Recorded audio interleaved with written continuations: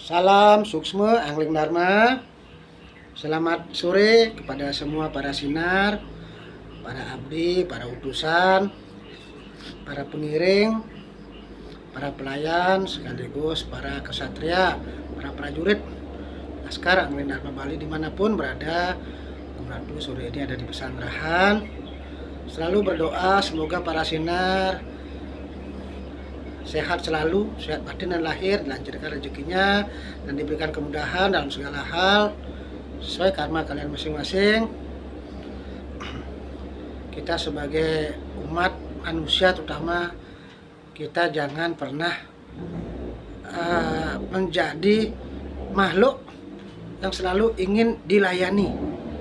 Kita sebagai ciptaan Tuhan yang mempunyai kelebihan daripada saudara kita yang lainnya, ciptaan yang Tuhan yang lain seperti tumbuhan maupun binatang.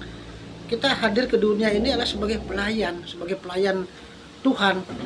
Pelayan Tuhan di sini artinya adalah umum, bukan pelayan Tuhan secara khusus identik. Kita kan kalau pelayan Tuhan berarti kita kan harus jadi orang selalu rajin sembahyang, berdoa, membawa sajen, bawa segala macam ritual. Ya, kita membawa persembahan misalnya, ya itu salah satu pelayan Tuhan. Di sini pelayan Tuhan adalah bagaimana kita bisa mengabdi, berbuat kebaikan dengan dasar hati tulus dan welas asih kepada semua ciptaannya. Itu namanya pelayan Tuhan. Jadi pelayan Tuhan itu lebih diluaskan pengertiannya.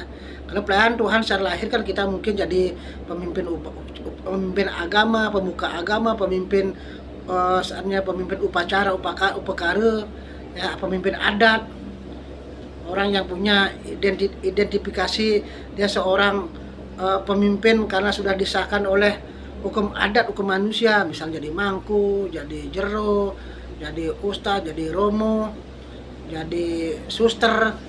Kan ada kan di Katolik Roma kan ada suster, ada namanya di sana kan. Kayak di Italia, kayak di Kristen Katolik kan ada namanya Fransiskus, kan dia punya pembantunya kan suster ya namanya, ada orang Kristen Katolik. Jadi pelayan umat di sini, pelayan Tuhan di sini adalah kita melayani semua ciptaan Tuhan termasuk umat manusia maupun alam semesta.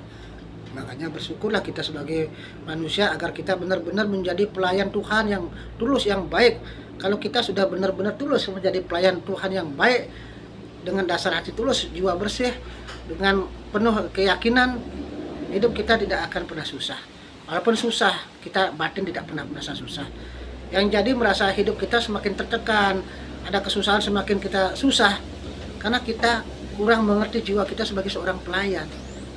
Namanya seorang pelayan kan memang harus capek, tapi di balik capek itu kan kita ada rasa bahagia karena kita bisa menolong orang lain, kita bisa membantu orang lain, dan kita akan diberikan kekuatan energi, rezeki, dan semuanya dibukakan. Begitu juga kalian sebagai pelayan di LAD. Ratu sebenarnya sejatinya bukan selain gelarnya pemimpin, ya pelayan. Buktinya tiap hari selalu melayani kalian. Kalian sebagai seorang sinar juga seorang pelayan.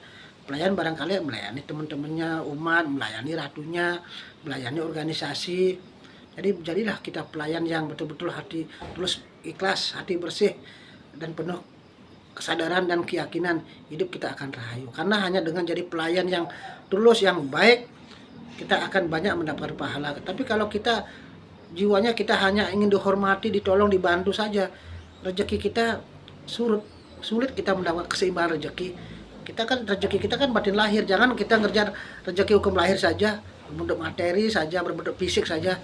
Kita harus kejar juga rezeki bersifat rohani, yaitu ketenangan, agar gimana kita bisa lebih dekat sama Tuhan, agar berdasar kita ada rezeki lahir, rohani kita juga sehat, ya kita bahagia, kan begitu. Jangan sampai rezeki dikasih, kadang-kadang kita tidak pernah bahagia, ilmu pengetahuan terbatas, rezeki tumpah sia-sia, hanya nyesel suatu saat.